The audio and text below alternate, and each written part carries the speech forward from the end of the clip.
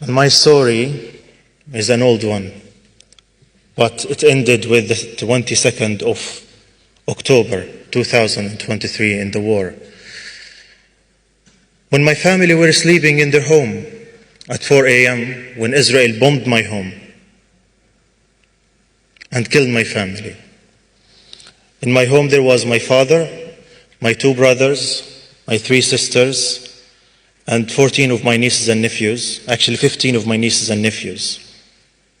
All of them were killed except for one nephew. His name is Omar, and he's 3 years old.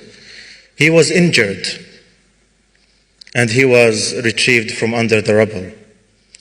And Omar is only 3 years old. I always think of Omar. Omar lost his father. Omar lost his grandparents.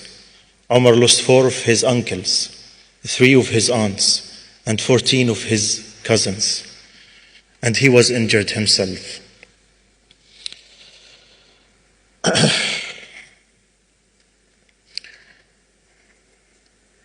So when this happened to my family, I decided not to stay silent. I decided to challenge the Western media and how they talk about the Palestinian people. Because I know the theme of today is about the fall of the empires. And I believe that the biggest empire that have been subjecting the Palestinian people to humiliation and subjugation and oppression is the empire of the Israeli propaganda and media. So I decided to talk about my family and to post about them. And I wrote about them. And I posted about them day and night until people get to know my story, get to know my family.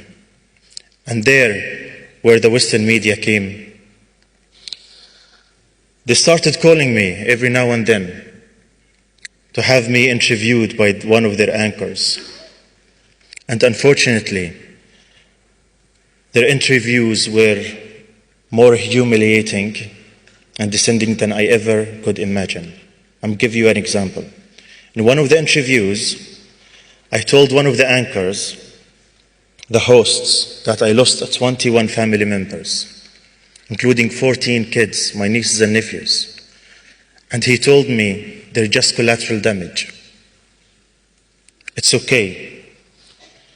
Another person, another anchor, told me that Hamas killed my family. Well, I know who killed my family. Another one asked me if my brothers and sisters were close to me. Another one told me that I shouldn't get into a war of words and hate while I was criticizing the Western media coverage. One of them told me that the international law doesn't matter. They don't care about the international law because the international law says the occupation is wrong. One of them told me that the UN is a spin force. And in the comments, many questions the reality that I lost 21 family members.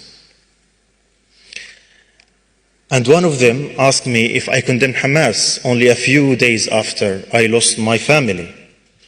And one of them insisted that I should call Hamas a terror organization. And this is why I believe that the Western media is responsible for the killing of my family. Because no matter what Israel does,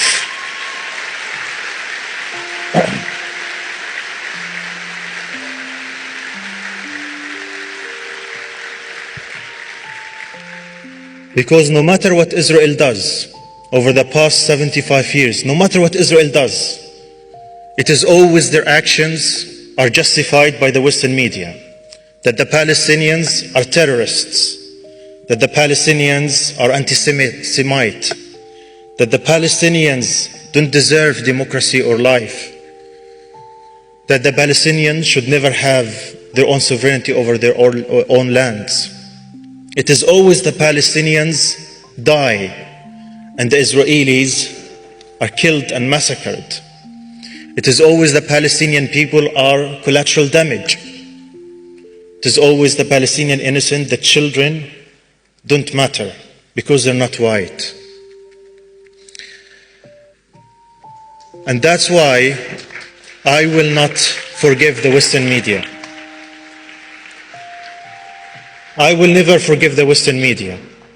And I believe us, the Palestinians, we have been defying the Western media for a long time, and now we are using social media to defy the narrative of the Western media, and we are making a huge success.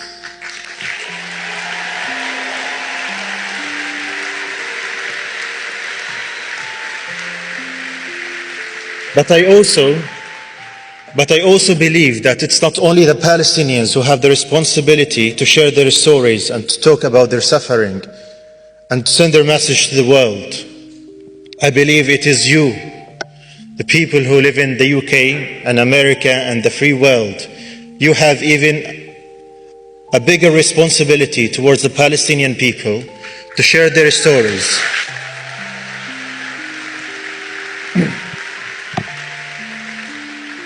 And allow me to be harsh with you a little bit. We will not forgive you if you do not tell our stories and convey our message. We will never.